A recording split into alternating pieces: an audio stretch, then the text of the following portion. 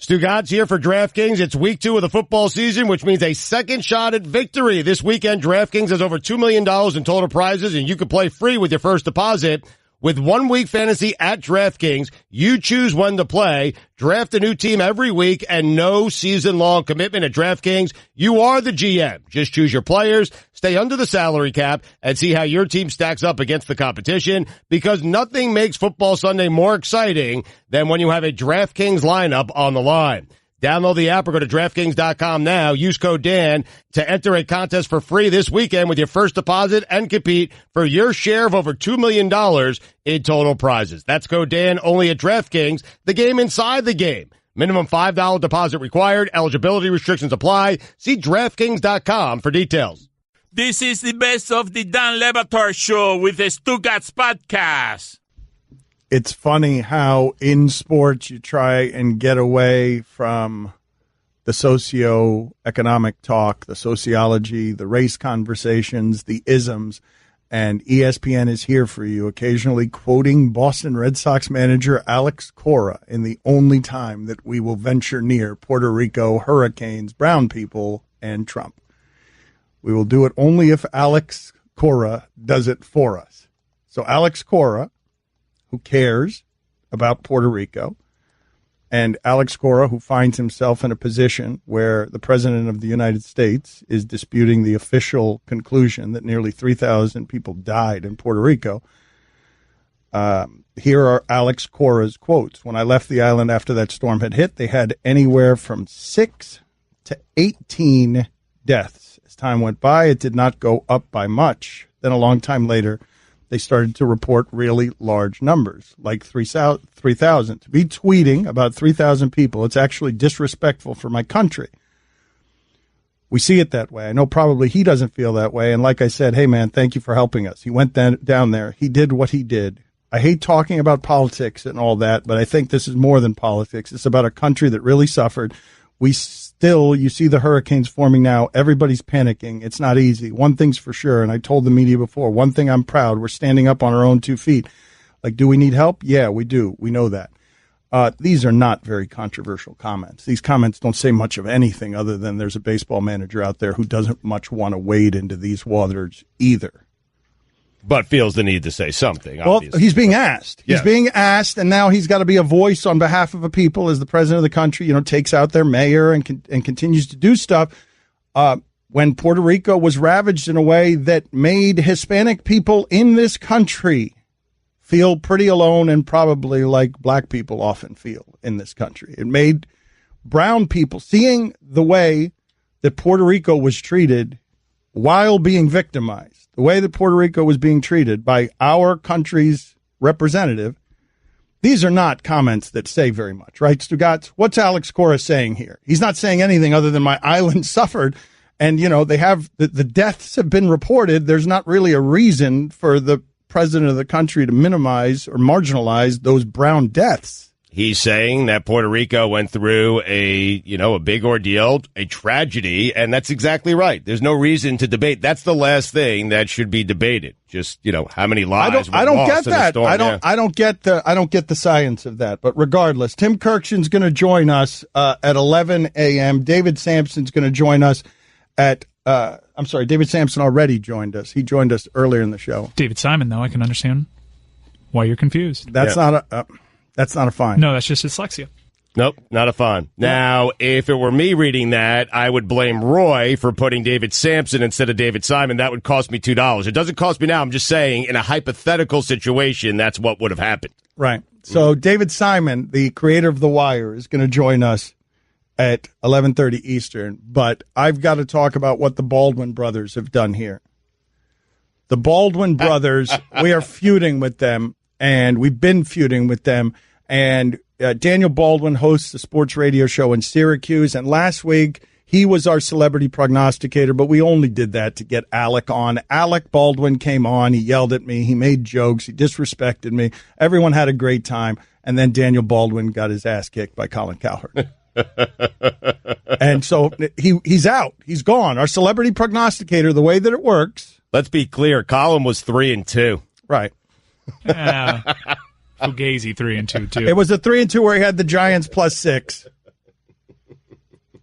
He had a He got a line that was 3 points better than any book. Than anyone has ever seen. Regardless, counterfeit Cowherd, he won, and Daniel Baldwin is eliminated. But now Daniel Baldwin has somehow, and this should be offensive to the people who listen to the show, but maybe they won't find it offensive, because I will ask this question. Should Daniel and Alec Baldwin be allowed back on, even though they had a losing record?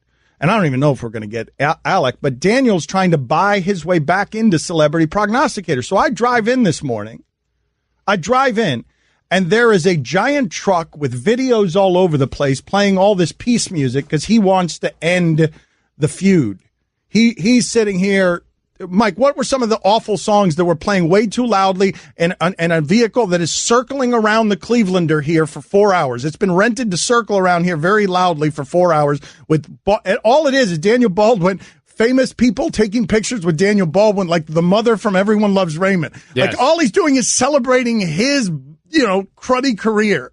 Charles Bronson. There's a photo of him arm in arm with Charles Bronson. It's just him. It's Daniel Baldwin showing you how famous he is when he's never the famous one in any of the photos that he's taken. Strawberry. Daryl Strawberry is in one of them. There's a picture of him and Dr. Phil. I mean, James Wood. I just took a picture with Dr. Phil. Hey, break.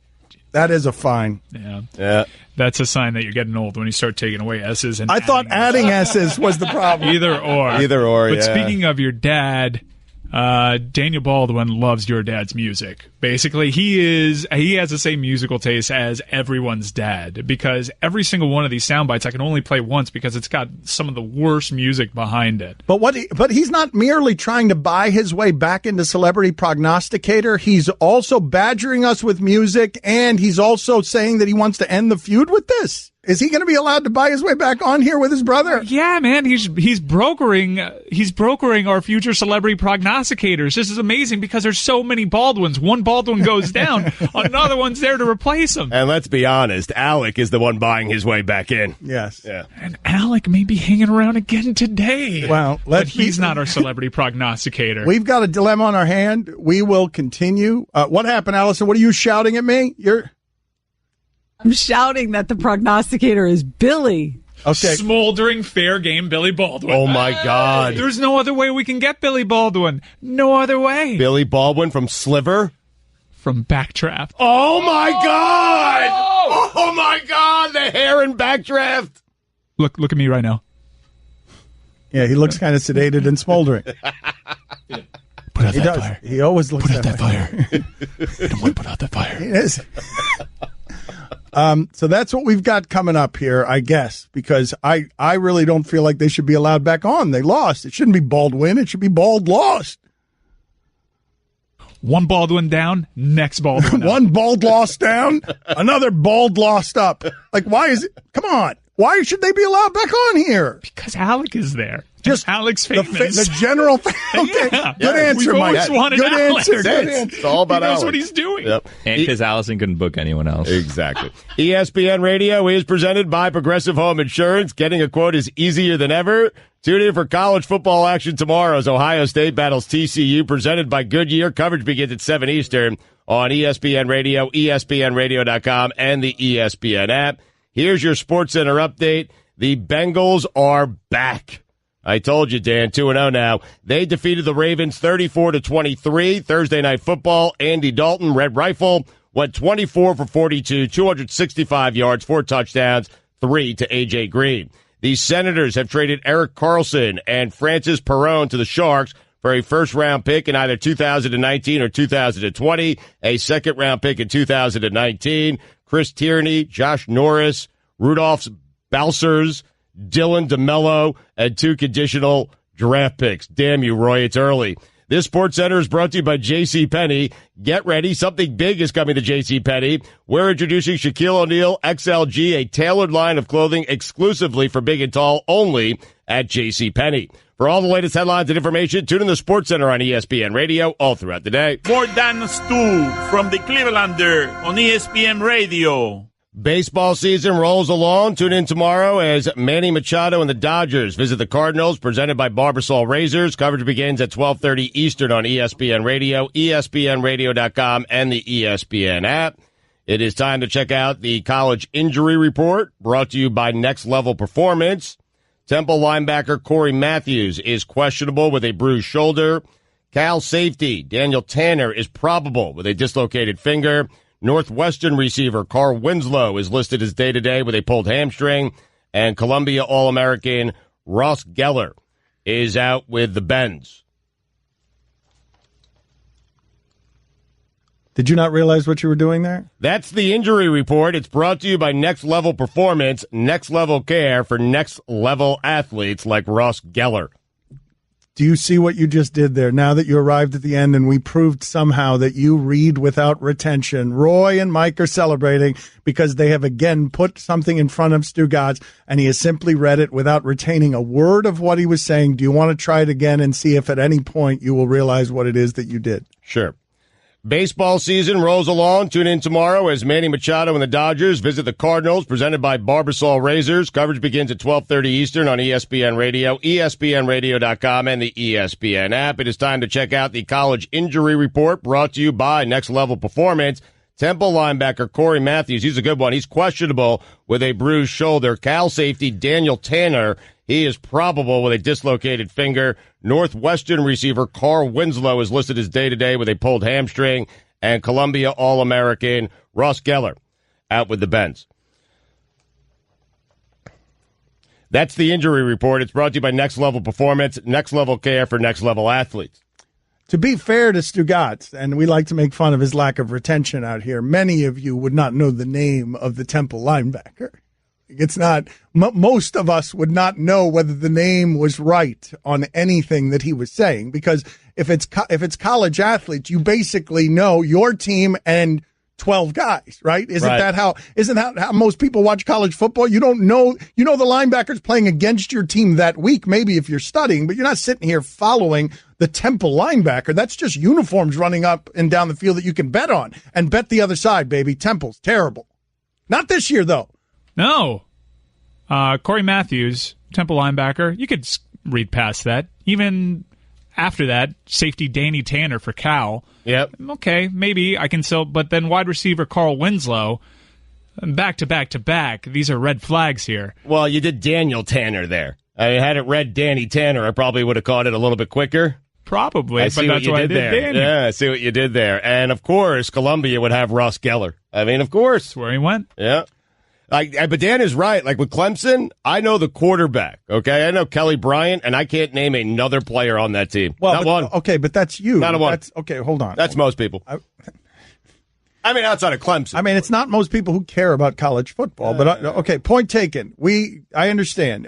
We've talked before about the idea that college football is now a regional sport, plus is someone going to beat Alabama that week? Like, there's only one national story in the sport every week, right? It's not number 5 losing. It's did Alabama lose, correct? That's it, yeah. That's the only one that's what Nick Saban has turned college football into. You could root for Notre Dame. You could root for what you think is your national school in Texas. But nationally, the only team in the sport, and this has been a couple of years now, that everyone's paying attention to is Alabama. Clemson loses, even Clemson, which has been right there the last couple of years. Clemson or Georgia lose, that's a Clemson and Georgia regional problem. Yeah, that's correct. I think that's completely fair. But would you marvel at what that is, at what it is that we have in the modern age, built by Nick Saban with all of the game's advantages and now all the money advantages too, because he can get more staff and more resources and all the best players. And he owns this thing in a way that I don't know that he could even recreate somewhere else. Do you think he could recreate it? Do you think that Nick Saban could pick up, go someplace else, and simply recreate that? Because I don't. He has gotten that thing to such a refined place where they get everybody.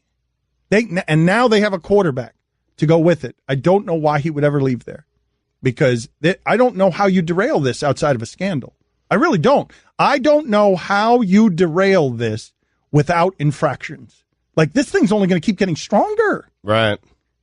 I don't know, Mike. Could he do it somewhere else? It's been an incredible run, a historic run. But I think maybe the right school, Nick Saban could do this somewhere else. Has to be the right school, though. I'm talking about this. Nick Saban will go somewhere and make it competitive. I'm not talking about that. I'm talking about this thing that's sitting in the modern landscape that feels like those old-timey Celtics teams or back when Notre Dame was winning everything, where you realize every Saturday what you're watching, oh, those other guys don't really have a chance. All we can root for in this game is one-game sample size. Right. Because the team that we're throwing out there to beat Alabama is never going to actually be better than Alabama. What you're rooting for on Saturday is, will football please be random on this day against Alabama? I think the only real way to stop it, and the thing that would stop it from him just picking up, going somewhere else, and having it happen, is age. He's 66 years old. You can't keep this up, right? Is he still going to be able to connect with people the way that he's connecting with right now when he's, 71, 72? The reason I asked the question about this, understand what I'm asking you about Alabama, because we haven't seen a lot like this in the modern ages. You can't dominate sports quite like this. Right. It's them and the Patriots, and you can't see it very often. It's 5 national championships since 2009. 5. I really honestly do not know how you derail that thing, because the reason I asked the question is when I say, could Nick Saban build this somewhere else? What he has now. Not could he compete, not could he win, not even could he win another championship. Could he build this thing? Man, it wasn't but a few years ago that Ohio State was winning the championship with his third-string quarterback, coached by another mercenary who's kind of a professional. And you thought, well, from there, he'll build it, right? From there, he'll build it into something even stronger than that. And they're very good. They've started this season overwhelmingly offensively, but they ain't what they were when they were winning the championship with their third bleeping string quarterback. And I thought Urban Meyer from there was going to start stacking the Nick Saban successes on top of each other. And all he did was show us that he doesn't know how to apologize.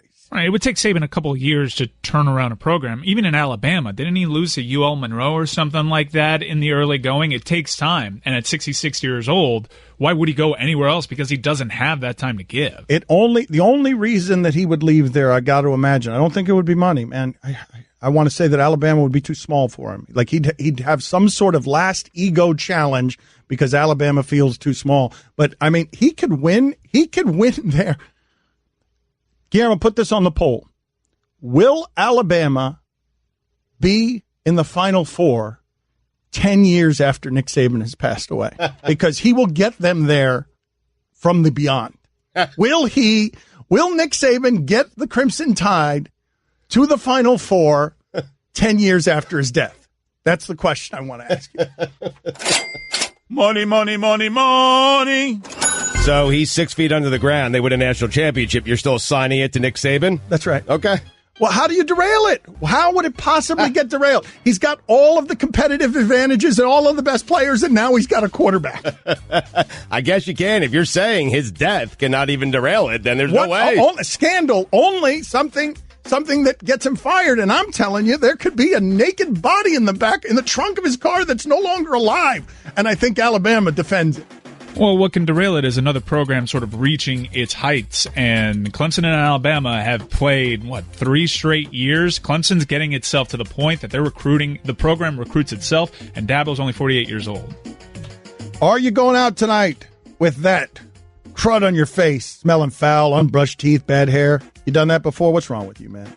Stugotz does that one all the time. He came in today, and I touched his head because I thought he hadn't combed his hair. And he said, what are you doing? It's a good hair day for me. I know. He messed it up, man. Dollar Shave Club will help fix your face. Tell them how, Stugotz. Yep. Dollar Shave Club has everything we need to be ready for our show. I have to shave practically every day with the DSC Executive Razor. That's fine. I love that razor. But you are not me, thankfully. For you, you might have to gel your hair daily before soccer practice or shave your body completely for a bike race. No matter what you do to get ready, DSC has everything you need to look, feel, and smell your best. Head over to dollarshaveclub.com/Dan right now. Pick your own DSC starter set for just $5. That's dollarshaveclub.com/Dan. Check them out today. 15% off.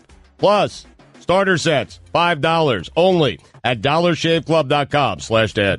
Oye, this is the Dan Le Batard Show with the Stugotz on ESPN Radio. ESPN Radio is presented by Progressive Insurance.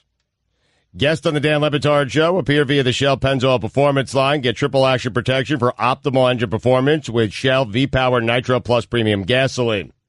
Our Celebrity Prognosticator segment is coming up here. Which one's there? Which one of the Baldwins is there, Mike? Man, I just listened in live because we're going to simulcast this thing. It would appear to be a hodgepodge of Baldwins. All right, wow. A hodgepodge of Baldwins. We're headed toward this feud face first with the Baldwin family. We'll get there in a second. Can't wait. Here's your SportsCenter update. The Bengals defeated the Ravens 34-23 Thursday night. A.J. Green. You started him in fantasy. If you have him, congratulations. 5 receptions, 69 yards, 3 of those 5 receptions, touchdowns. Nice. The Senators have traded Eric Carlson and Francis Perrone to the Sharks for a first-round pick in either 2019 or 2020, a second-round pick in 2019, Chris Tierney, Josh Norris, Rudolph Balcers, Dylan DeMello, and 2 conditional draft picks. That's a big trade. Blockbuster. Carlson's my favorite player in the league. Love that dude. He is? Yep. And finally, Charles Darwin was the first to put wheels on an office chair, thus inventing the modern office chair. About that. Not at home, not a problem, because now you can get pizza delivery to over 150,000 unexpected outdoor locations like parks, beaches, and more with Domino's Hotspots. Visit Domino's.com for details on Domino's Hotspots. For all the latest headlines and information, tune in the SportsCenter on ESPN Radio all throughout the day. Guillermo on the poll, did you know Darwin invented the rolling chairs? So now we check in with the Baldwins, okay? This is what we've got happening around here. Daniel Baldwin, I don't remember which one he is, whether he's the 3rd one, the 4th one, or the 5th Baldwin. He's my man. He's fun. He's also the heavy one, I think. He has got a truck coming around here, circling all around here, with his face on it, with a lot of celebrities, and he is trying to give peace a chance. He's putting out an olive branch. So we go now to, we're going to go to Daniel Baldwin after the Celebrity Prognosticator music. Now, he doesn't deserve to be back here after roaring and giving you his Nostra Daniel picks. He was 1-4 last week. 1-4, just terrible, just objectively terrible. Like you caught, our audience is hemorrhaging money because of the Baldwins. Let's go ahead and do the Celebrity Prognosticator again. And now it is time for Celebrity Prognosticator. Let's win some money. All right, Daniel. So explain what the hell, please, what's going on here. Explain what we're doing right now as you've bought your way back into Celebrity Prognosticator despite a 1-4 week. Well done, Daniel. Well, I'm proud of you. Now, hang on a second now. Go back and listen to the tape. Would you rather bet $10,000 on one game and $1,000 on 4 other games and win the $10,000 game? Isn't that really the way it's supposed to be? So you're not using my money management program, sir. Right. So if we took your one winner, in my money management program, you even repeated what I said. Bet the ranch on the Ravens. And you went, oh, we're betting ranches now. Who's got the ranch with the most money? Does the Three Brothers ranches even equal Alec's ranch? I can repeat what you said. And I said, only one time, bet the ranch on the Ravens. So if you were smart, you bet a whole bunch of money on that game, which covered by 37 points. Right. So you have 2 ranches now. You have 2 ranches. That's the advancement of having my money management program, sir. So excellent. That's excellent. The Stugotz is strong in you. What are you doing here, though? Are you doing Billy's picks? Is Billy there? Were you not able to reach Billy? Listen, I know when I'm on a show as big as the Dan Batard show, I don't want to show up with, shooting with a 9mm. I'm coming in with a cannon. Alec, are you there?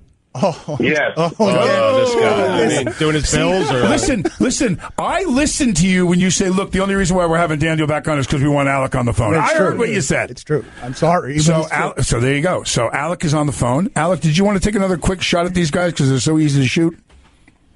I just want to say that I'm here for this climate change summit that's being hosted by Jerry Brown and by the state of California and in San Francisco. On behalf of the United Nations Environmental Program. And I want to say that this phone call and my last phone call with you guys has taught me something, and that is the primary cause of climate change is all the hot air that comes over the airwaves when you guys talk. Not nice to say about your brother, Climate change is the result of all this BS in sports radio. I got to say, it's incredible. Daniel, hold on a second. So you have bothered your brother, who is socially active, who's working on climate change solutions 3 hours earlier, just so that you could be back and make more picks after going 1-4? No, actually, that's not what I did. I covered my angle on that one by having Billy call in just a second to give us his pick. So, no, Alec came on because you poked the bear, my friend.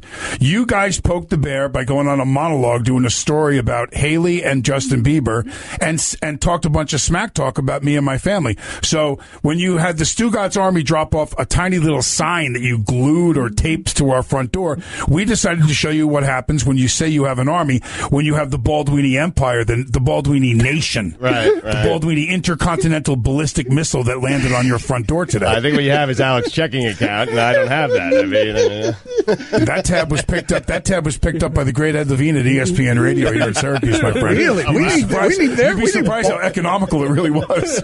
We need some Baldwin resources around here. We need an Ed Levine, I'm telling you. Yeah, where can we get one of those?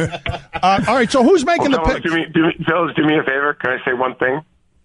Yes? Can you hear me? I got to run because I'm going to go have breakfast with Eric Solheim, who is the executive director of the United Nations Environmental Program. So, fellas, I'm going to go have breakfast. We're going to go save the world. And you guys keep talking about how guys grip their baseball bat. Okay? All right. Give Solheim my best, all right? All right. So he's very busy. All right. Love you, Zan. All right. So that was an unsatisfying conversation, and frankly, not that was worth. Unsatisfying? Can we get another celebrity prognosticator before 1 p.m. and just kick these guys out now that we've used them for Alec? Can we get a smoldering Billy? That sounds like. Listen. We've already posted the video. We were smart enough to shoot the video on my phone of you talking. So tell me, you show up to work today, and your parking spot is taken by the Jumbotron. Take us through it, Dan. What's the emotion? Well, first of all, Baldwin, I've got my own parking spot that never gets taken by anything. So I pull up in my car, and there in front of us, like parked illegally, is a giant truck with videos that's very loud, a lot of songs playing. They're terrible music choices that are peace related, and a lot of pictures of you with like the mother from Everyone Loves Raymond. Oh, yeah, Doris. And she passed and left us. One of my oldest and dearest friends in the business. Such a great lady. I put her up there because I love her so much. Right, but Charles Bronson's on there. He died in 2003. Yeah, you know what? I didn't get along with Charlie that well anyway, so go ahead. All right, so what are we doing here? What are we? Is sleepy, sedated, smoldering Billy around, or is he not around yet? I have bad news. What? Who's this person? Billy William. texted me. It's Paulie the Mole. Oh, Billy texted me that he's not going to call in now? He's shooting The Purge right now, so he can't make it in.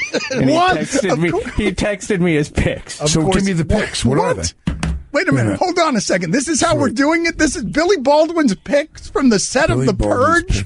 Oh, for the Billy love Baldwin's of God. picks live from The Purge. Would you like me to write a quick quatrain to make them a little more juicy? All right. Let me write that for you right now while I'm writing. All this to have you make picks again? I know. He's making the picks again. This You are is good, Baldwin. You're a good fraud. You're a good fraud. Yeah. All right. You like how it goes? All right. Okay. Let's go ahead. So here's one. Take the Eagles -3 over Tampa Bay. Okay. Pittsburgh Steelers -5 over Kansas City. The Chargers -7 over Buffalo. Oakland +6 over Denver. Do you be? Are you ready? I don't know if we're ready because I'm confused by the fact that we're doing Billy Baldwin's picks. Billy Baldwin from Fair Game without Billy Baldwin. While he's filming The Purge. While he's busy doing, real entertainment, you're saddling us with the fourth fat Baldwin. Do you believe? Wow. Yeah, seriously. Man, the cheesecake is flowing right now there, isn't it? Tell the truth. And here we have for you in the form of a quatrain. In the land of the Jags, there's money. Pack your bags. Deflategate was quite shady. Bet the ranch on Tom Brady. That's not from Billy. New England. I That's put it yours. in the form of quatrain. Billy, you know what Billy wrote? Billy wrote, take New England -2. Okay, yours is better. Yeah. All right, yeah, yours is slightly better. I love you, Daniel. In the form of a quatrain for you. All right, I'm here for you. We got to go. We're going to rain down all sorts of assassination Disney stuff. Like, we're going to rain down all sorts of crazy stuff on you. Listen. Raining down. I heard our reporter downstairs heard sobbing coming from upstairs inside the Cleveland Hotel. Who is that? Who is that person? That's you're not watching us on Facebook The Live. rare, not known Baldwin sister? No, they're coming on if I lose again this week. That's my beautiful wife, Robin Baldwin, on the show today. She was so excited to be on with you guys. Good morning. Good morning, Robin. I don't mean to be rude, but get all these Baldwins out of here. Get them all. Thank you, Robin. Nice meeting you. But don't you realize Steven comes in next week if I lose? Get out of here. Get out of here. Alec comes in the week after. The Baldwins are relentless. You guys are so much trouble. Yeah. Don't we have control of when we go to commercial around here? You have no control anymore. Robin, get out of here. Demand once more money. I love that. Of course, he sides with them. Here we go. Here goes. So the Stugotz going right back to their side. There's so many similarities. Hey, oh, Dan. For the love of God. Dan. This guy. Yes, I'm here, Dan. Daniel. Yes. By the way, all the kidding and everything. Congratulations on the nuptials. That's really exciting news for you, bro. Very nice. Very nice. I mean, go to hell, all of you. But you give us a winner as a gift. Yeah. And say hi to our Pryles when you get there, Baldwin.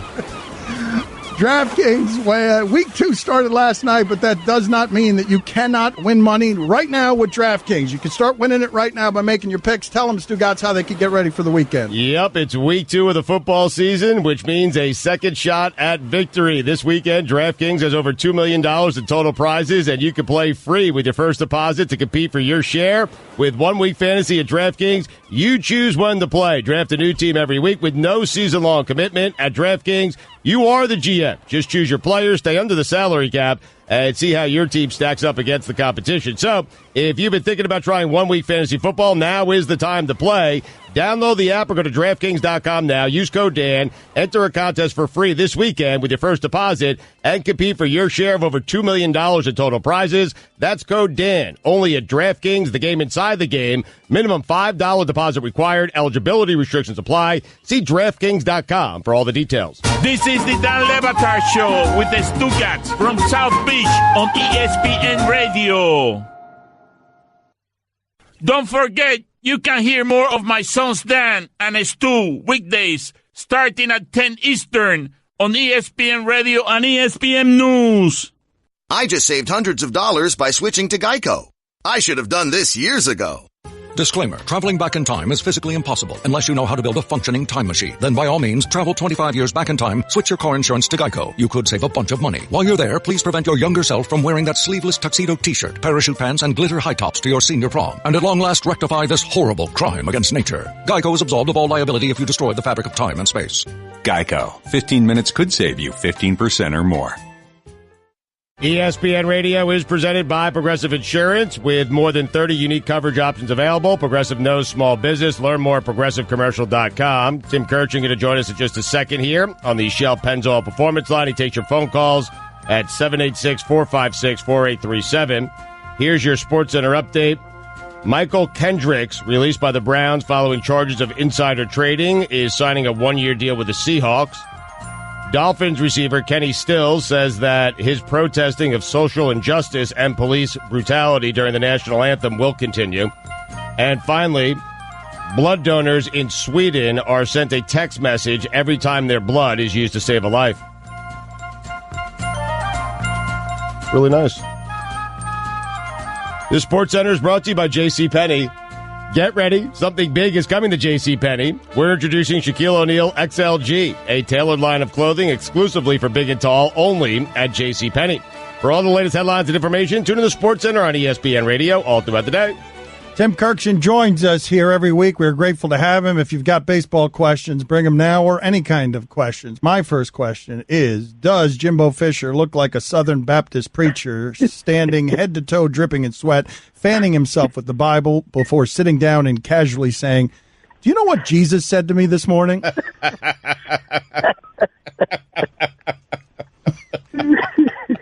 Does Sam Darnold look like the obnoxious drunk kid wearing salmon-colored shorts who says, "Do you know who my dad is?" before the bouncer knocks him out?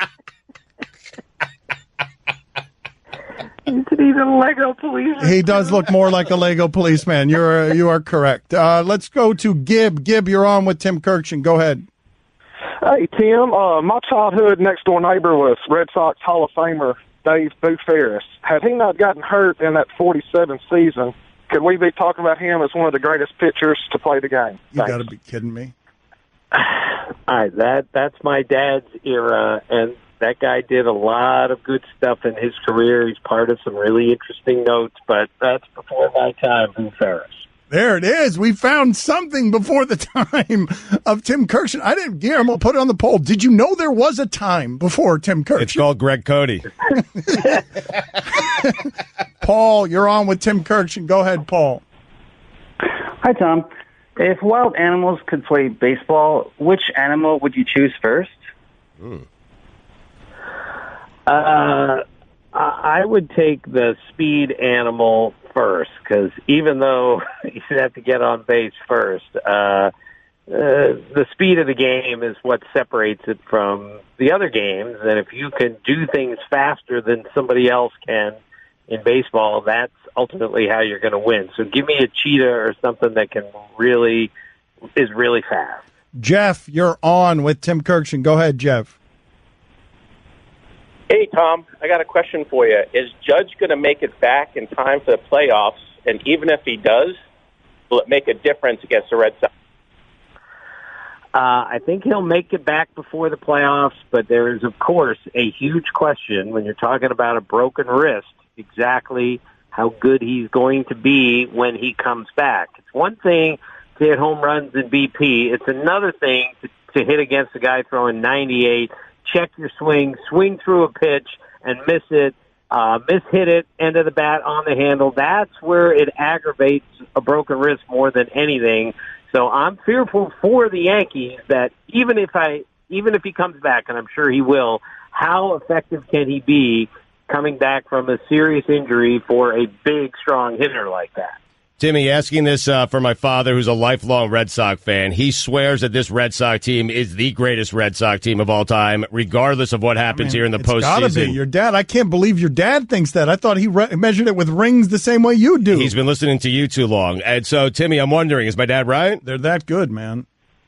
Well, they're great. And, the record for wins in a season is 105 by the 1912 Red Sox. So they're going to pass that. So by definition, they're going to be. There's nothing this team is missing. It has a bit of a weakness in the middle relief area, as do so many other teams out there. But the rest of that team is really good, assuming, of course, that Chris Sale is great in October. Do you have any kind of rankings that you do, power rankings of historic executives? Like, where would Dombrowski rank? Well, he's pretty high certainly on the active list. I think all time we've got some work to do with, John Charles and Pat Gillick and Branch Rickey and Theo Epstein and a few others. But Dombrowski has done some very impressive things over the years, and we'll see where he ranks if they win the World Series this year. Paul, you're on with Tim Kirkshin. Hey, Tim, I'm a lifelong Mets fan, and we're about to trot out and celebrate David Wright and Jose Reyes. If that's not the ultimate mediocre Mets move, why the celebration? He's shackled our salary for years. Yeah. He's underperformed. I know he's been hurt, but my God, get off the books. And get off the books. So why are we celebrating mediocre again? Guillermo, put on the poll. David Wright, my God, get off the books. Yes or no? Go ahead. What do you got, Tim? All right, well, he's not mediocre. He was a way above average major league player until the day he got hurt. He's the third best Met of all time by my unofficial ranking after Tom Seaver and Mike Piazza. Wow. He leads the Mets in almost every single career offensive category. Granted, the Mets do not have a great history of position players. They've never had an MVP on their team, a league MVP on their team. But to call David Wright a mediocre player is, ridiculous. But, Tim, you agree the problem with the Mets is David Wright is the third all-time best Met history. Who's the Yankees' third best player of all time? I want to do this with Tim Kirkshin because I feel like he's got, thank you for giving us your bonus thoughts on the matter. I feel like he's got a pretty good list on every team in the sport of best Blue Jay ever. So go ahead. Tim, do you do one of these for every team? Like, who are the top three Blue Jays of all time? Well, I don't do them for all. I have done the best player for each franchise at one point or another, And Blue Jays, it's debatable. It's either Carlos Delgado or it's Roberto Alomar. But Roberto Alomar wasn't there long enough to maybe be considered the best. But he's the best player who ever played on that team. But Delgado is right there also, so take your pick there. You can now hear us on 1500 Twin Cities. So in that vein, Tim Kirkshin, top 3 Twins of all time. Go! Well, you have to determine where the Twins came from, okay? Are the Twins the Washington Senators, therefore it's Walter Again, Johnson? 1,500 Minnesota Twin Cities. 1,500 Twin Cities. We are looking for the best Twins in Minnesota. Go ahead and stick those Washington players in your ear. Okay, I would say Rod Carew is the best Twin. Harmon Killebrew is the second best Twin. And Kirby Puckett is the third best Twin. See what I'm saying? Kirby Puckett is third for the Twins. I have David Wright. You now understand the problem, Tim? Right. And to answer your question, Stugotz, the Yankee list is Ruth, Gehrig, Mantle, DiMaggio, Yogi Berra, Derek Jeter, Mariano Rivera, Whitey Ford, Bill Dickey. That's the top 9 off the top of my head for the Yankees. I think the point's well made that the Yankees have a better list. They've also been playing since the early 1900s, where the Yankees started and the Mets started in '62. I noticed you left out Mr. October. Well, he's not one of the 10 greatest Yankees ever. He's a great Yankee, but he's not one of the 10 greatest Yankees ever. I think we did this on the air. I'm going to be close on this. This was a Keith Olbermann thing. The 29th all-time home run hitter in the history of the Yankees is Reggie Jackson. The 29th all-time for the Mets is Wilmer Flores. That is a great stat. Hold on a second, Mike, hold on a second. Stat of the day. Hold on, Mike. Get the stat of the day music. That is just the short one, please, because we're out of time here. But the short one, give me the stat of the day music, please. Start of the day, start of the day. It is the start of the day. Start of the day, start of the day. It is the start of the day. Start of the day, start of the day. It is the start of the day. Start of the day, start of the day. It is the start of the day.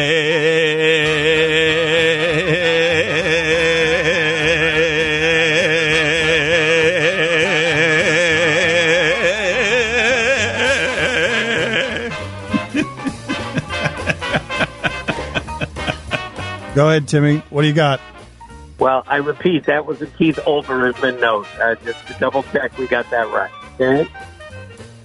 Yes, we got that right. You could credit Keith Olbermann, but you could say it again. You need to say it again after the music. Oh, I need to say it again. Sorry, yes. The 29th, I believe, all-time home run hitter for the Yankees is Mr. October, Reggie Jackson. For the New York Mets, it's Wilmer Flores. Does Mike Greenberg look like the host of a dinner party who, when serving the wine, announces, "This is Chateau Latour 1899," and then says while chuckling and looking directly at you, "That's the year, not the price, bud"? Reggie Jackson right now is 31 and Wilmer's 28. Oh, Wilmer's climbing. Wait a minute, Wilmer's climbing and Reggie Jackson is falling. It's even worse than Kirkshin No, said. Wilmer is tied for 28th with Ike Davis and Lee Mazzilli. Does Marty Smith look like he wears wristbands out on a Friday night? Does Chris Collinsworth look like the guy who continuously combs his hair with his hand until he gets just the perfect arc? Does Matt Patricia look like he's trying to mentally figure out a way to afford your vintage comic book collection? Patricia's going to be a good one for us, Mike. Patricia, we've been getting a lot of good Patricias lately. Does Matt Patricia look like a pirate mascot of a failing seafood restaurant? We'll talk to you next week. Kirk.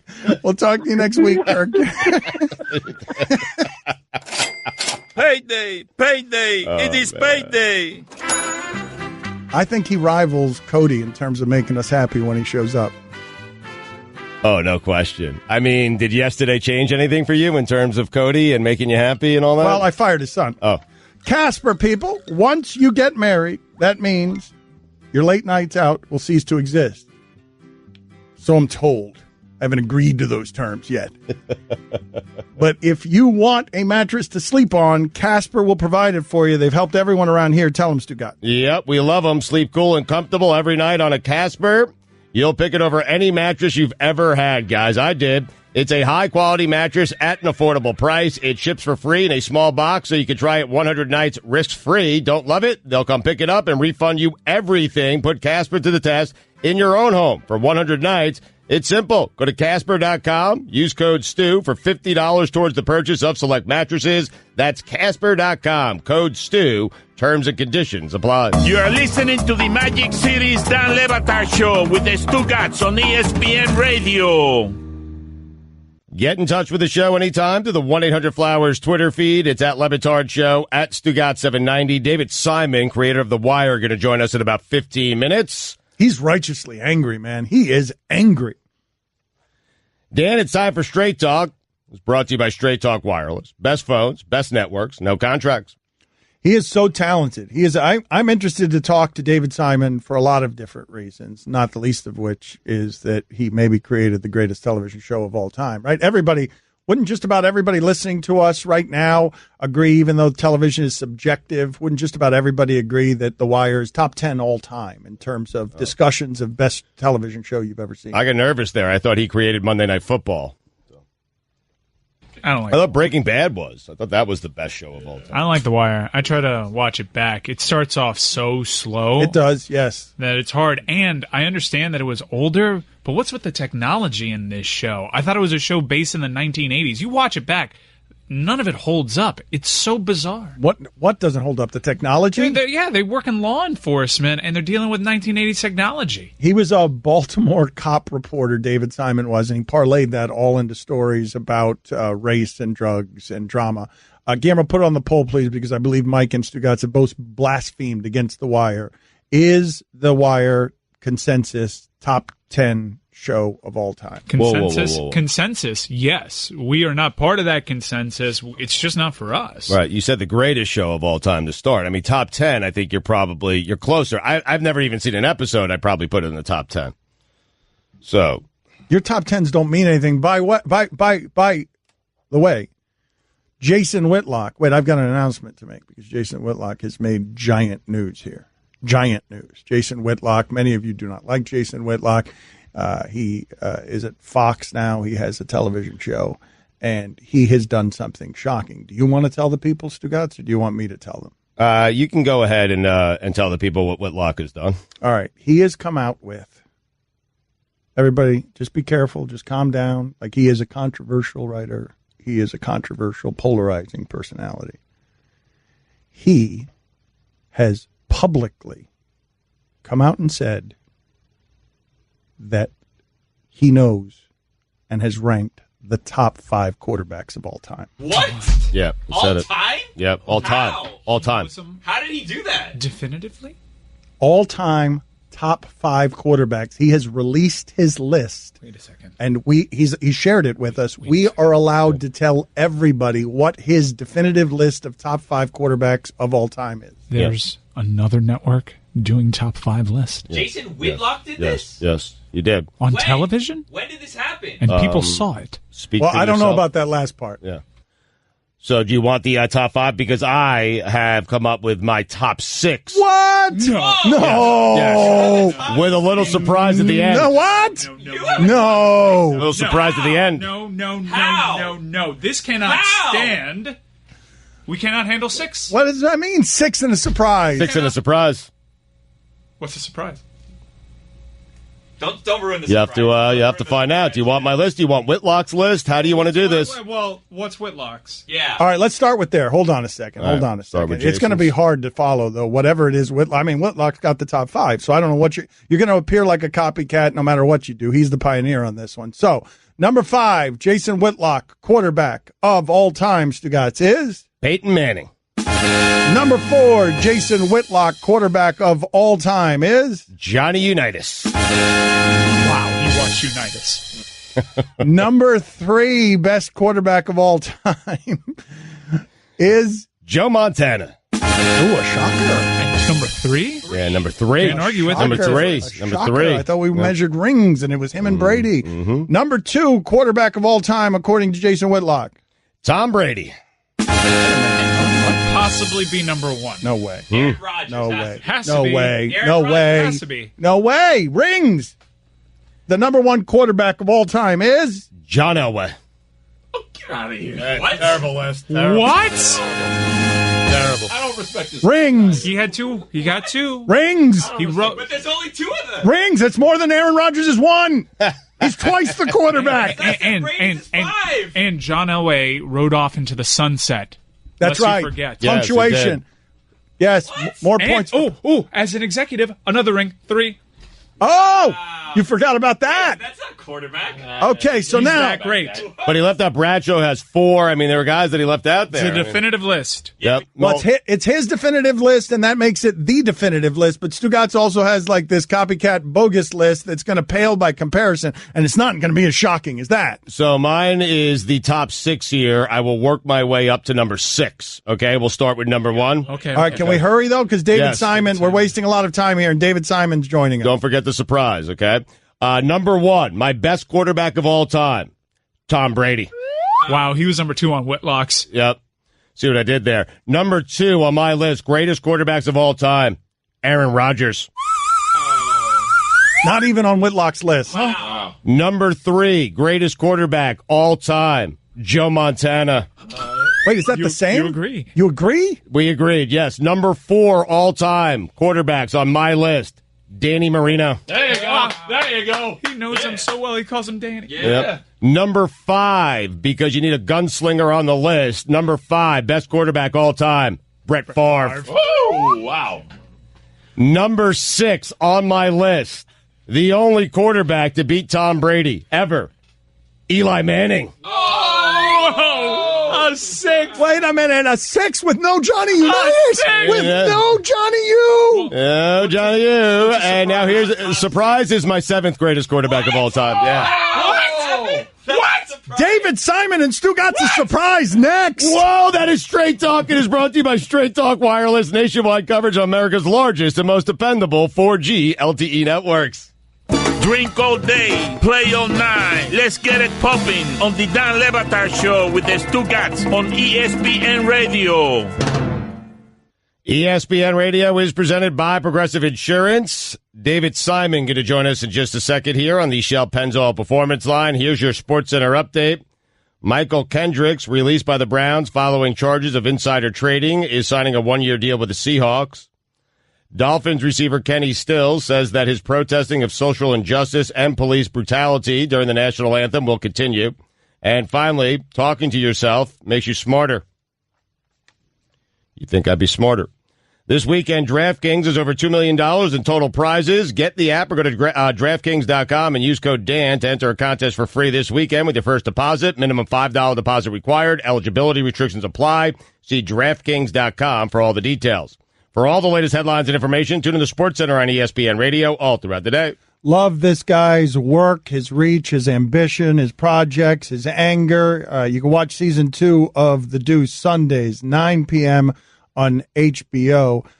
David Simon chooses good, strong projects and makes them better. He's a creator. But the one you're working on, no slight to The Deuce. Again, Sundays, 9 p.m. on HBO. But when I heard that you were working on something with Ta-Nehisi Coates about Martin Luther King, and that you were doing it with Taylor Branch, and it was being produced by Oprah Winfrey, I was like, oh, my God, what is that going to be? So can you talk about that first, David? Thank you for being on with us. Sadly, I can talk about it, yeah. We were going to do the last volume of Taylor Branch's trilogy about the King years, that point at which you're past Selma, and he turns his attention to the economic deprivation and the plight of the poor in America. And at that point, he loses a lot of traction with middle class America. He's now targeting something very different from just blatant segregation. And so it was sort of the undiscovered country for the civil rights movement, and that's the part I really wanted to get to. And we beat out about 3 of the 6 scripts, and we were I think we turned in one of them, and we were very excited about the project. And at that precise moment, Westworld, the first season of Westworld, pulled the number that it did, which was an extraordinarily good number for HBO. And the production pie is a finite thing, and the executives came to us and said, look, the scripts are good, but we don't have the money for this. And so we were doing it as an attempt to meet the 50th anniversary of the King assassination. And so we lost our window. We lost our funding. We lost our window. And I was heartbroken because it was one of the best writers' rooms I ever had. Wait a minute. So it's gone? So Westworld just takes the budget? Yeah. Listen, it's not like they didn't pull a number with it. They got HBO a huge audience. I can't, if I'm a network programmer, I gotta respect what happened there. But as far as I'm concerned, I would have rather done it than not. But you mean it's gone now? Like this is not something that can happen now? Well, it can't happen for the 50th. We've reached that moment and passed it, and that was the plan, was to try to drop it in April of this year, broadcast it at that point. We missed that window. Anybody could pick it up at any time. You get 60 million people to give you $1 each, and we can crowdsource it. but there's no money at HBO. They every year they're given a certain amount by Time Warner, and they say make television. And at the moment that we had started budgeting it and had hired a casting director to start looking at casting, we were we were gearing up on it. Westworld pulled that incredible number, and where they didn't know they were going to go to a second season, they knew it right after that. So. All right, so you can watch season 2 of The Deuce Sundays, 9 p.m. on HBO. It's about the porn industry in the 70s and 80s, and he's got Gyllenhaal and James Franco. Like it's a big deal, a big production. He's got Gyllenhaal, and David. I got one of them. You got one of Gyllenhaal too. I'm sorry, that's a fine. Yeah, I'm just sorry, $5. My bad. Is that a fine, David? Should that did I pronounce it incorrectly? We have a fine system here, I should be fined for that. Yeah. No, you're all right, Gyllenhaal. You're good. All right. I'm the enforcer on this, though, so $5. Okay, so $5 it is. So, Dave, I do want to talk to you, though, about The Deuce, but before doing so, your career has spanned a lot of different stuff, and you are an excellent writer, and you have written out a vengeance. But what you wrote to Twitter's founder, a bleep bonnet for our time. People can check out the screed, 2,000 words on his website. It is as angry as I've ever read you on any subject. You told him at various points to die of boils. So can you explain to us this anger and this feud, really, that you have with what social media has become? It's complicated, but I mean, listen, I'm writing with my tongue a little bit in cheek. First of all, I have no cartridge of lethal boils in my back pocket that I can, that I can deliver to my sworn enemies. I am not in possession of any methodology of death and I'm not really threatening anybody or harassing anybody. He's a public figure, so my tongue is in my cheek here. But what I'm saying about Twitter and its policies is that, look, I get that they can't police for libel and slander and for disinformation campaigns launched willingly and purposely. They can't police the content and the substance of what's coming at them at the rate of speed that it is. They're not a newspaper editorial page. They don't have the functionality for that. They don't have the algorithms for that. I get that they're going to fail there. But if that's the case, then every time any one of us sentient people signs on, we're going to be greeted by going to have to mow the lawn of Nazis and white supremacists and anti-Semites and Russian bots. And what they're basically saying with their new policy of you have to be polite is that what they're doing is they're now creating a false equanimity between sort of ethical argument and sort of purpose libel and disinformation. And so they're asking basically the smart people on the site to either do one of two things. Either you ignore the bots and the white supremacists and you just pretend they're not there, which that grants them a level of status that they're allowed to exist on the site without comment. It makes their argument seemingly on the face plausible. Nobody's calling them out on it. Or you have to engage them with a grown-up well, no, it's not actually true that, Jews drink the blood of baptized Christian babies. You're now at 1935, Goebbels, Stryker, pre-Nazi disaster where you're taking the most obscene stuff and you're addressing it as if it requires a normal argument before you can dismiss it. That's also a disaster, and that's what social media has created: is this playing field where the most insane effrontery and brutality is treated with the same rigor and demeanor as intelligent argument. And what you should be able to say to the guy is, no, you're an anti-Semite, and go die of boils, and block them. March through that field as if you're one member of the platoon and you're marking the mines for the guys coming behind you.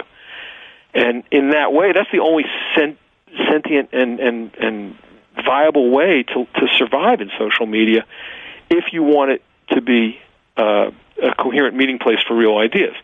And they've taken that away because now they block you for being rude to Nazis.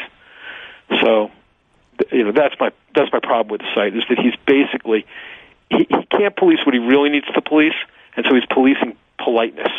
Well, what do you do as someone who comes from newspapers, cares about newspapers? And again, this is David Simon, creator of The Wire, Watch Season 2 of The Deuce Sundays, 9 p.m.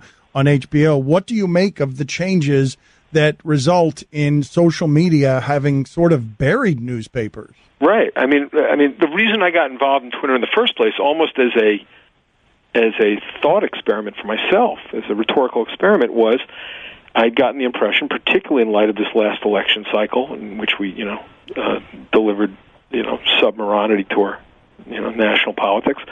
I got to the impression that, and I think it's true, that what's happening on social media is that ideas and disinformation and corruptive values and outright falsehood, they all get their boots on and start invading Poland before anybody else gets out of bed, and before the mainstream media gets out of bed. The national agora has become Twitter and Facebook and these places that move with a rapidity that defies the ability of real reporting and of real journalism to sort wheat from chaff, to say, no, that's not true, to say, no, that's a ridiculous conspiracy theory, and to come behind it with the facts and clear everything up.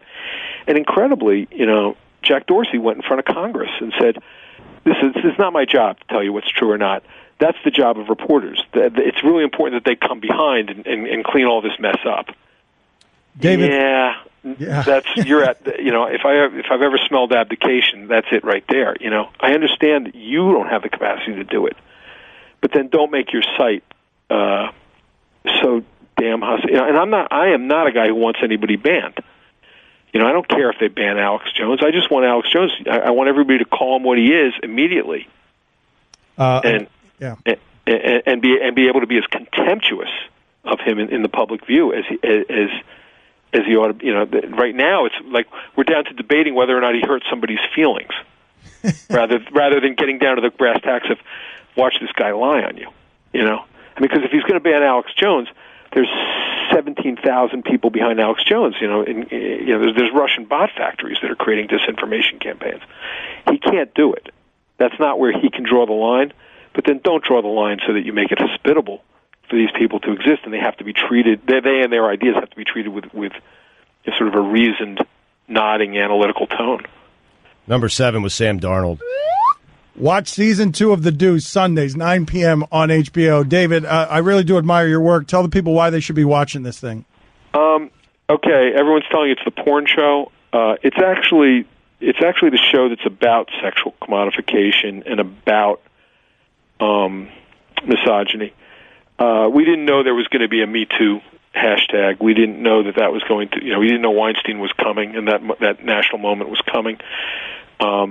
But we did know what we were writing about, and we were writing a show for that moment without ever knowing there would be a hashtag or a slogan.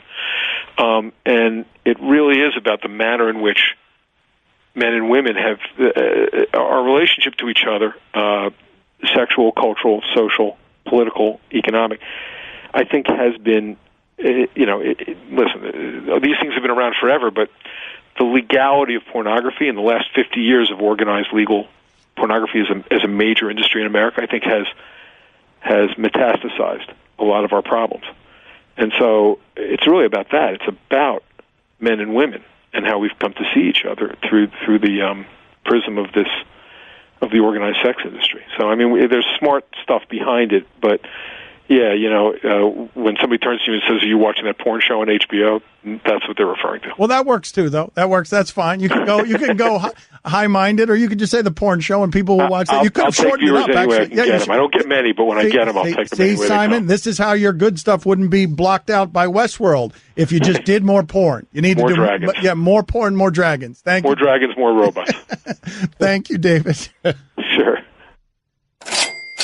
This show ain't free. Time for some ads. Mike Ryan was telling me in the middle of that, I feel like I want to call Will Kane right now to just get him to interrupt. just to start talking the other side. Whatever it is that might be said on the other side, just get Will Kane, because no one here can do it. Tell the people, Stugotz, right? No, none of us can do this. Tell the people about Dr. Pepper. It's always associated with college football around here. Tell them how, Stugotz. David Simon, I get it. Make sure to tune in to my new favorite TV show, Fansville, presented by Dr. Pepper, airing every Saturday throughout the college football season during the commercials. Fansville is the only show that stars Dr. Pepper, puts the spotlight on fans, and perfectly captures the emotional roller coaster that is the college football season. Critics are saying it's good, fantastic. Is anyone else thirsty? And literally the best thing since Diet Dr. Pepper and Dr. Pepper Cherry.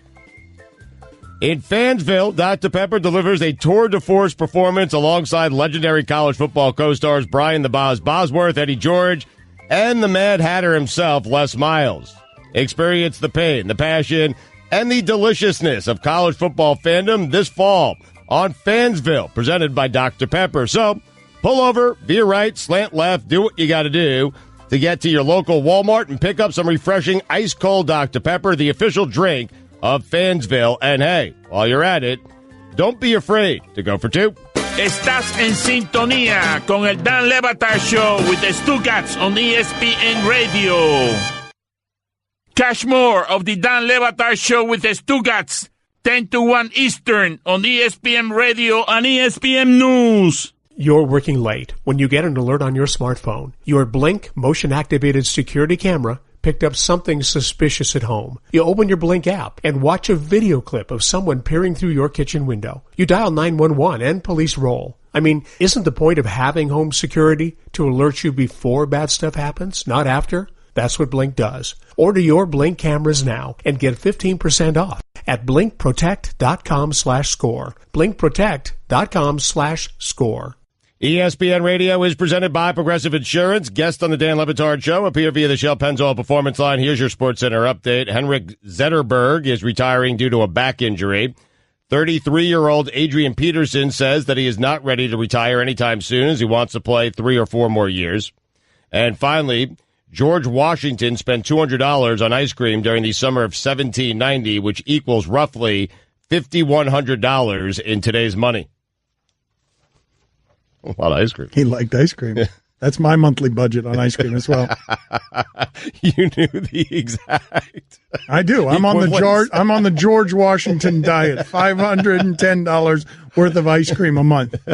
No, $5,100. $5,100. Excuse me. Yes. Not a fine. Not at home, not a problem, because now you can get pizza delivery to over 150,000 unexpected outdoor locations like parks, beaches, and more with Domino's Hotspots. Visit Domino's.com for details on Domino's Hotspots. For all the latest headlines and information, tune in to the SportsCenter on ESPN Radio all throughout the day. We like to mix some of the salty with the sweet around here, so every once in a while we'll give you some David Simon, and then we'll segue from that into wearing costumes. We were just in the back room there looking at Greg Cody, me, and Stugotz all lost at the grid of death. I had the Saints. I had the biggest sure thing in week 1. I had the Saints, and of course I go in week 1 to the grid of death. We got to go to the grid of death again here and the bucket of death in a moment. But we have selected our punishments. Stugotz and I. Greg Cody is having surgery. His son has been fired. So Greg Cody can't be here to select his indignity. But I have selected Allison's commute. It is Allison's commute from work. She works 90 minutes away. And Stugotz has selected the other toe of Greg Cody. The other toe. Right. I once cut Greg Cody's toenail, his big toe. It was disgusting, was gross, and now I am going to cut the other big toe. Yes. Mm-hmm. Yep. That's a tough day for Chris. His dad's in surgery, and you fired him? I mean, that's pretty bad timing on your part. What does Allison's commute mean exactly? You just said it's 90 minutes away. So, like, how long do you have to do this for? You have to, well, whoever is going to enforce this, who cares? But technically, the rule is that you have to drive to work from Allison's home in the morning and replicate her daily commute. One time? Yeah, just once. Just once, huh? What do you mean something's fishy? I will walk from the garage to here, and then it'll be complete. Wait, but how are you going to do? Are you going to drive up to her place in the morning and then drive back here? Are you going to sleep over? How's this going to play out? Yeah, how's this going? Sleep over? I mean, but how's it going? You're going to drive up in the morning and then do the commute? No, it sounds like he's just going to walk from where you park your car at the garage to here. That's your commute. Your commute is from the parking garage to here. I can't climb through this loophole. Works for me. Now, I'll go from Allison's house one day. That's fine. I've selected that. All right, so here's what you could do if you want, because my daughters haven't seen you in a while because you blew up their bat mitzvah. If you want to stay at my house, which is closer to Allison's house, you could stay over for the night, hang out with the kids. Me and Abby will go out, and then you go up to Allison's house to sleep. How about that? Put it on the poll, Guillermo. Babysitter. Would you want Dan as a babysitter? And by the way, he's got teenage daughters. They would make mince meat out of you, my friend. They're not 4 years old. Like, they don't need babysitters. They still do. So a texter, man, Stugotz, beyond all the STFUs and the OMGs and what is this guy talking about, and get him the bleep out of here, and this guy needs to get some sex. And, I mean, he is just getting hammered. David Simon, deport this guy, one-sided jerk. It just keeps coming in over and over again. Holy boring interview, man. Why is this guy still talking? Let me guess. Politics. I'm out of here. This bull bleep segment is sponsored by the DNC, which Dan is desperately trying to be a part of, but should be focused more on the Lions' next game before everyone gets fired over there.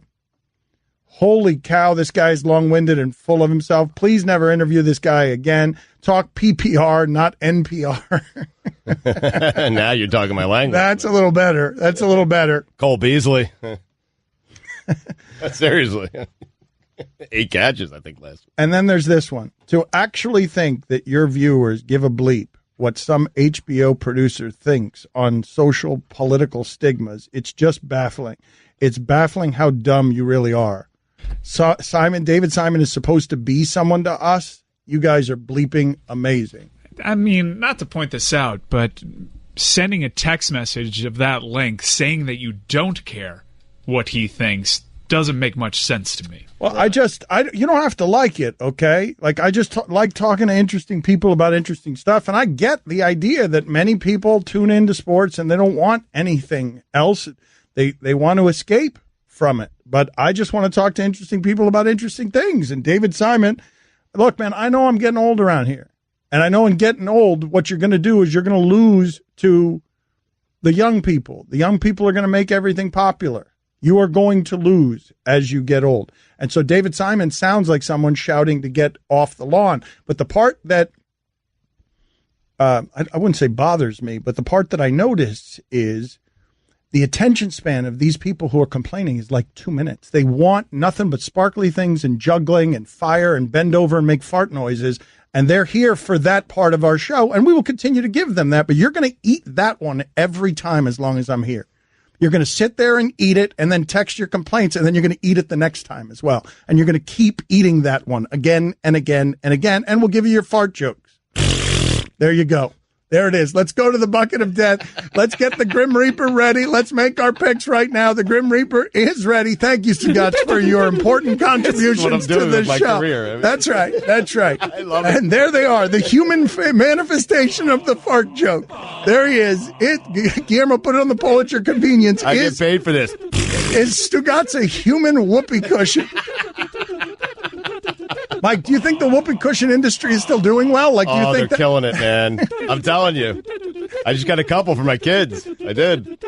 Whoopee cushions you think are still big business, do you? Yep, I'm looking up whoopee cushion sales right now. I'm telling you, man. All right, so Chris Cody's not here because he's been fired, so I guess that exempts him from the grid of death and the bucket of death. So Billy is still on his golden helmet of life from last season, so he's got his third straight bye week here where he doesn't have to do anything, I don't think. During a local hour yesterday, Izzy Gutierrez stopped by and he picked, I believe, the Eagles. Okay, so the Eagles are a favorite, 3 points against the Bucks at the Bucks. So Guillermo, you're not selecting now, or are you selecting for someone else? I mean, hypothetically, in case Chris was not fired, I could select for him. No, he's fired. We can ignore this. Okay. Let's go. Roy, go ahead and select here. The way this works, by the way, let me explain this to the audience, even though this is mostly audio, and what we're doing here is visual. We reach into a bucket. It's got a bunch of NFL helmets in it, and then we're assigned that team for the week. If it wins, we don't suffer any indignity. If it loses, you got to cut Greg Cody's big toe or some sort of thing like that. So, Roy, what have you selected there? The Jets? It's the Titans. All right, so the Titans have been selected. They are going to get their 2-point favorite home against the Texans. Nope. Yes, I'm putting this back. Okay, you're putting it back. Mariota is always questionable. He's highly questionable. Putting it back. Someone would have a problem with that if you were enforcing the rules. Well, that's a good thing no one's enforcing the rules. Go ahead and reach into the bucket. Must be very hard for you to. $10 draw again. $10 draw again. Nice. I hate that helmet. I finally got it. Finally. I hate that helmet. Congratulations. You just got a bunch of money. Too bad Chris Cody was fired. It would have made an extra $10. And I'm immune, so I'm not giving him $10. What do you mean you're immune? Nah, you golden pay helmet. That. No. I'm not giving it. And I have no money, so I'm not giving up $10. Hey, man, you guys owe me. Who did you just select? The Broncos. All right, so you've got the Broncos. Now they're a 5.5-point favorite against the Raiders. What are you laughing about, Roy? Yeah, there are 2 Bronco helmets in this bucket. So it's totally messed up. It is. The whole thing is contaminated. Mike, go ahead. Go ahead and just select. We're doing this without gloves, okay? Yes, we are doing it. It's all changed. Everything has changed. Except me losing. That hasn't changed. All right.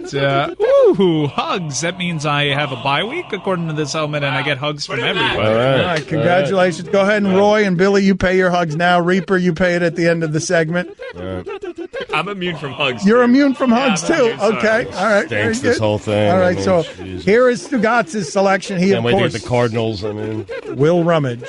Rummaging? Rummaging is happening right now. Dan, I have a helmet in my hand. Oh, Lee Corso headgear. Headgear for Corso. Where are they this weekend? I think they're actually at TCU, Ohio State. So whichever mascot he puts on his head, you have that team. If that team loses, you go to the grid of death. All right, bring him back. I don't trust the Buckeyes here. Don't trust the Buckeyes? Okay. No. They don't trust you either. Lee Corso won. Lee Corso won for me last week. You did? Yeah. I'm going to regret this, aren't I, Mike? All right, I have a helmet. Oh, I have Alabama. All right. Oh, congratulations. I upgraded. 20.5 point Alabama favorite. at Ole Miss. I had the second best college football team in the country, and I made a major upgrade. I am going to select here in the event that Human Resources is involved, Disney is involved. I'm going to select for Chris Cody in the event that the family brings litigation, and he's got to be rehired. I was meaning to tell you, it is under review. So he's taking the Vikings. The Vikings I've selected for him. The Vikings are at the Packers. It's a pick'em game. Does he want that one? Is Rodgers playing? Do we know yet? We don't know. We had him on the I show. wish we had a chance to ask him. One day at a time. McCarthy said nothing has changed. So, all right, would you guys keep this or would you throw it back? Because good Lord, that hurts. I will tell you that Mike Zimmer, the Vikings coach, said Aaron Rodgers walks on water.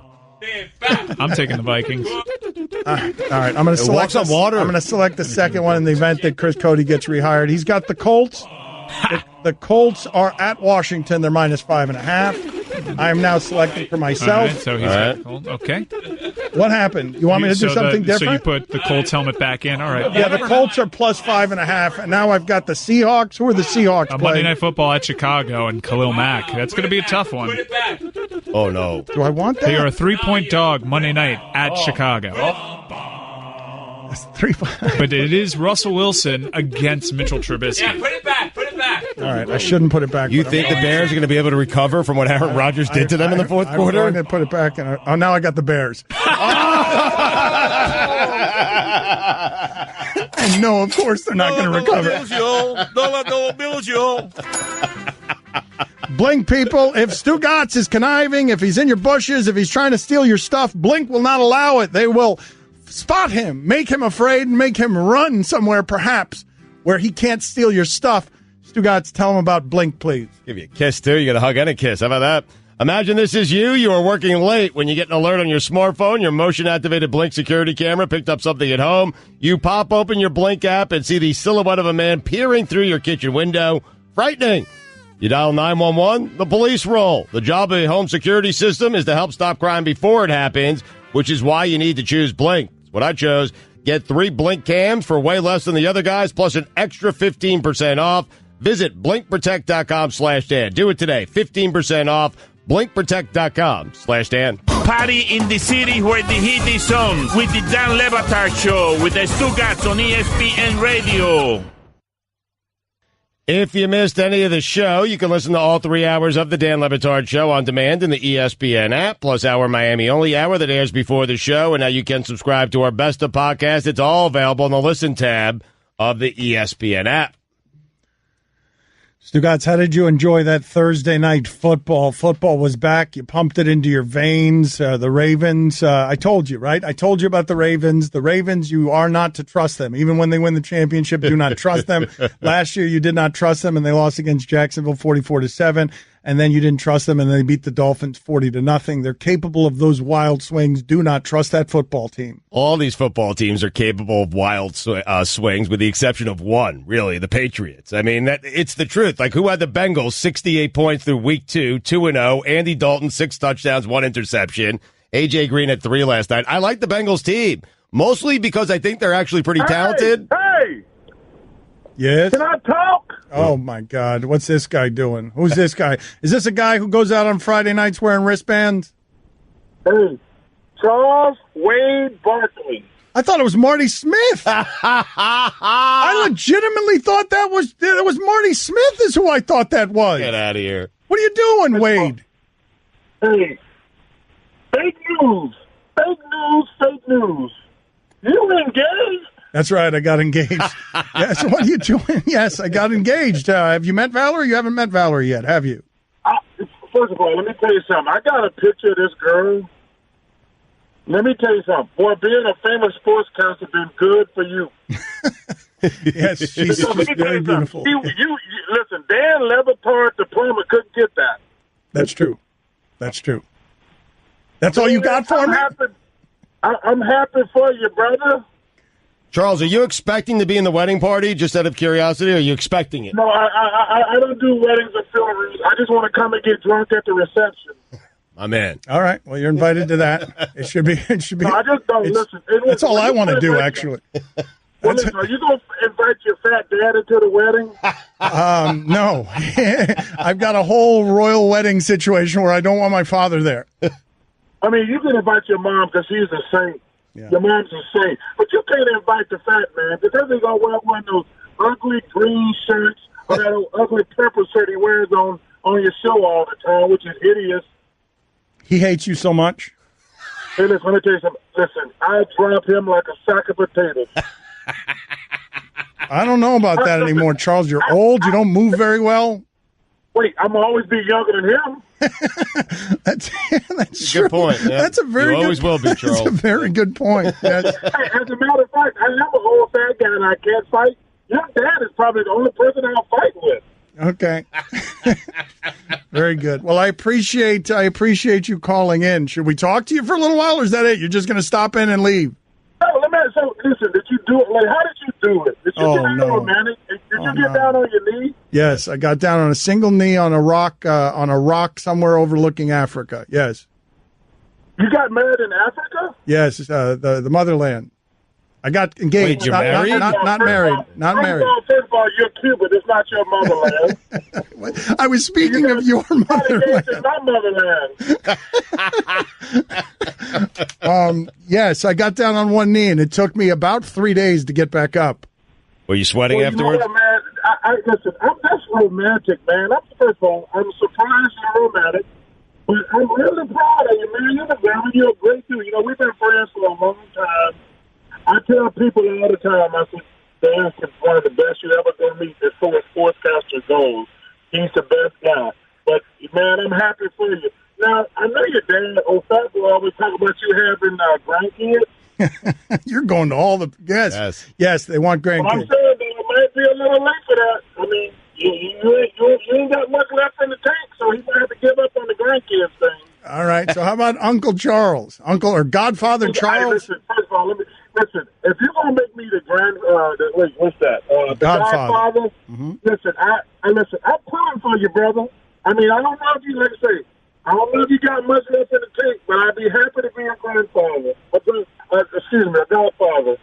All right. Well, there we go. I should do it just because he's super famous, right? So would I. I'd be happy to be a Godfather. Oh yeah, because you're like those Izzy. People who you know what? Hey, Stu.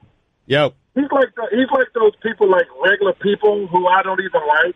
They always send you stuff for weddings and their high school kids' graduation, and they know that you're not going to the wedding, and you know you hate their kids, but they know because you're rich and famous, you're going to give them a nice gift. I hate that. How often does that happen to you, Charles? I feel like that probably happens. I do it all the time, Charles. I feel like people do that one all the time to you. Everybody in my hometown, I'm from a small town in Alabama.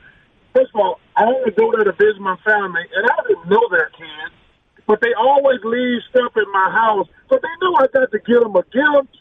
I mean, because you can't be going around people bad-mouthing and stuff. He didn't get me anything, but I didn't even like them. But they always want a gift. It drives me nuts. I love you, buddy. Thank you for calling in. We'll see you at the wedding. Well, I told you, I'll see you at the reception, brother. I will look forward to that deposit. I'll give you the routing numbers afterwards so you don't have to come to the wedding. Oh, I'll tell you what. I'll see you in the playoffs with the Heat. Oh, bad example, so I won't see you. I'll see you at the wedding. Oh, wow. One cheap shot on the way out. Charles, making Miami mad at him again. Thank you for calling in, buddy. I appreciate it. See you around, man. Bienvenido a Miami on the Dan Le Batard Show with the Stugotz on ESPN Radio. ESPN Radio is presented by Progressive Insurance. Guest on the Dan Le Batard Show appear via the Shell Pennzoil Performance Line. Here's your SportsCenter update. Henrik Zetterberg is retiring due to a back injury. I got Zetterberg right and do wrong. 33-year-old Adrian Peterson says that he's not ready to retire anytime soon as he wants to play 3 or 4 more years. And finally, a study published in the journal Drug and Alcohol Dependence this month suggests that increasing numbers of middle-aged and older adults are using marijuana and using it a lot. The analysis comes from data gathered in the National Survey on Drug Use and Health from 2015 and 2016. About 9% of U.S. adults between the ages of 50 and 64 used marijuana in the previous year, according to survey results. About 3% of people over 65 used the drug in that time period. This appears to be up from years past. In 2013, the same survey reported that 7% of middle-aged Americans used marijuana in the previous year, and only 1.4% of people over 65. This SportsCenter is brought to you by JCPenney.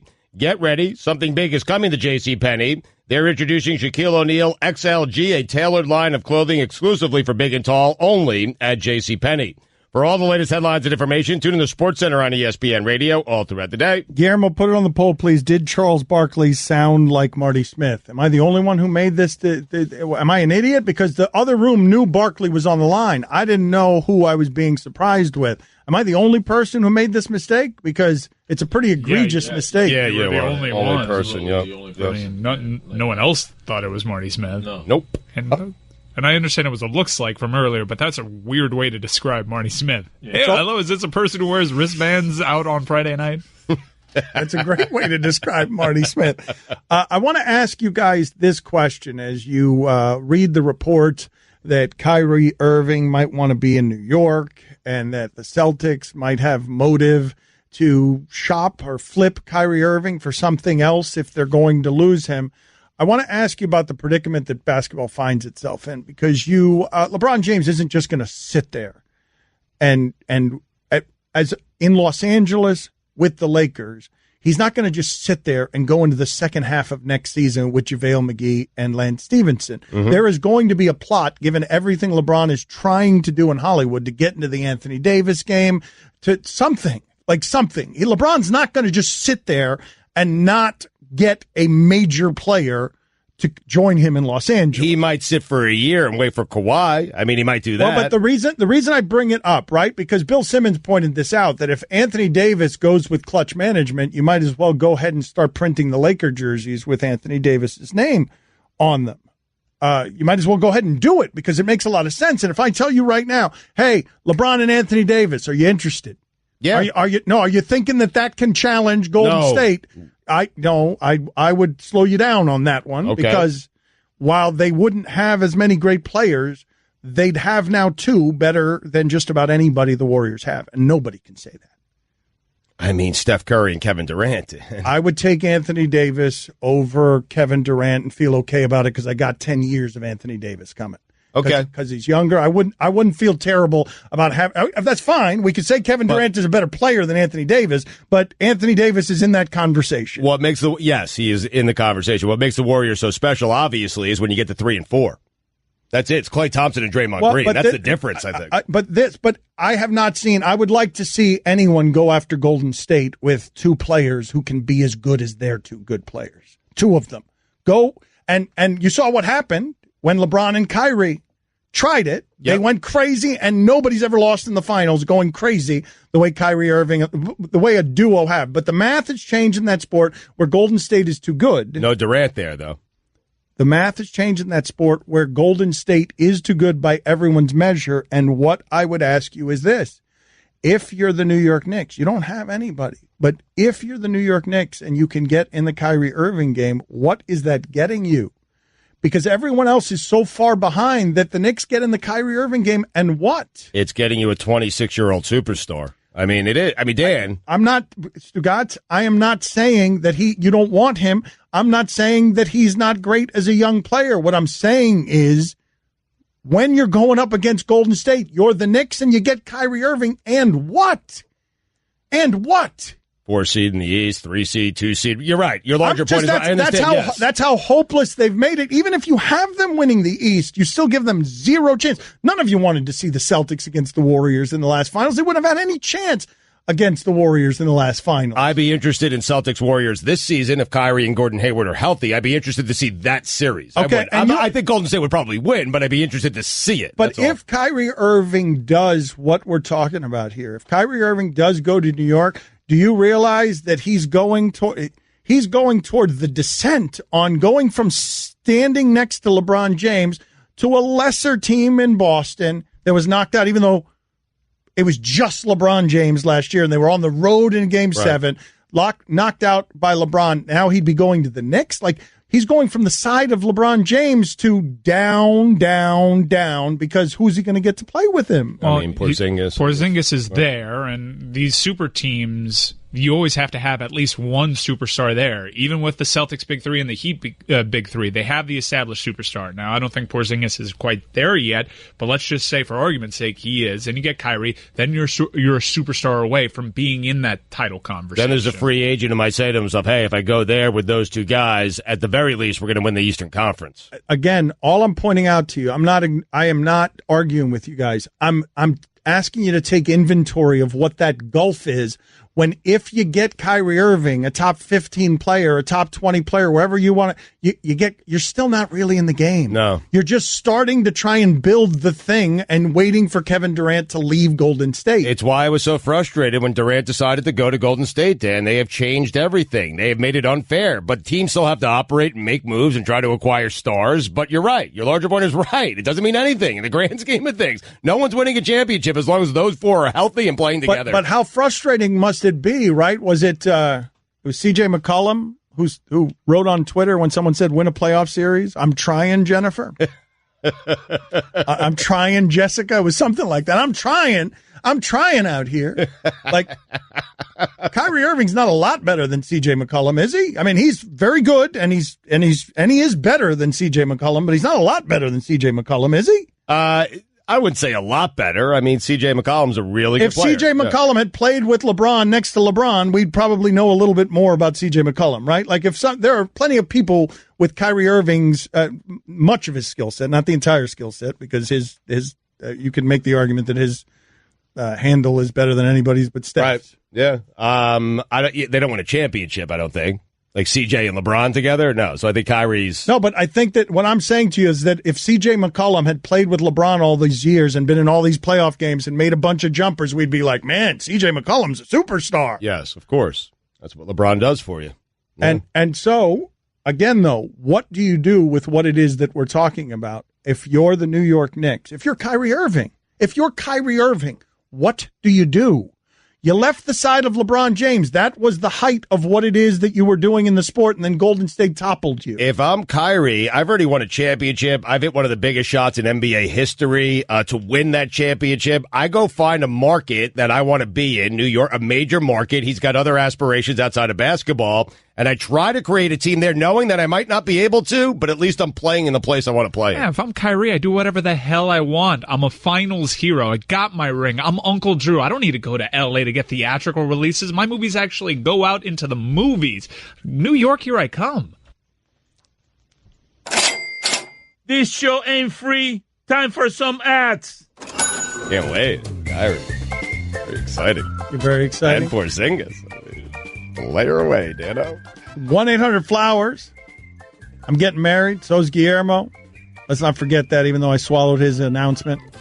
Jeez. What are you shaking your head about, Guillermo? I'm sorry about that. You were talking about how you're just going to upstage my wedding, too. Yeah, for sure. I don't even think you're in love.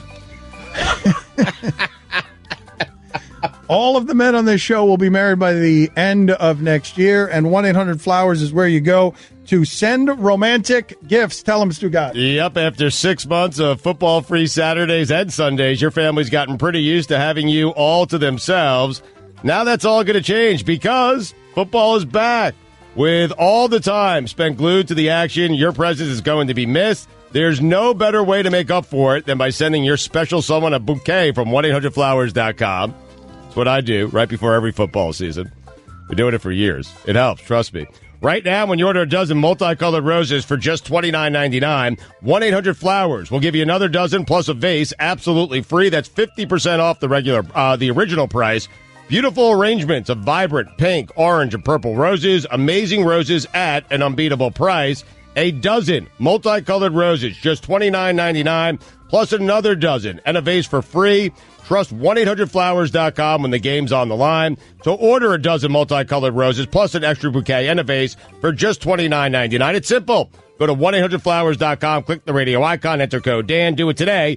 1-800-Flowers.com, code Dan. When I step on the scene, you all know me on the Dan Le Batard Show with the Stugotz on ESPN Radio.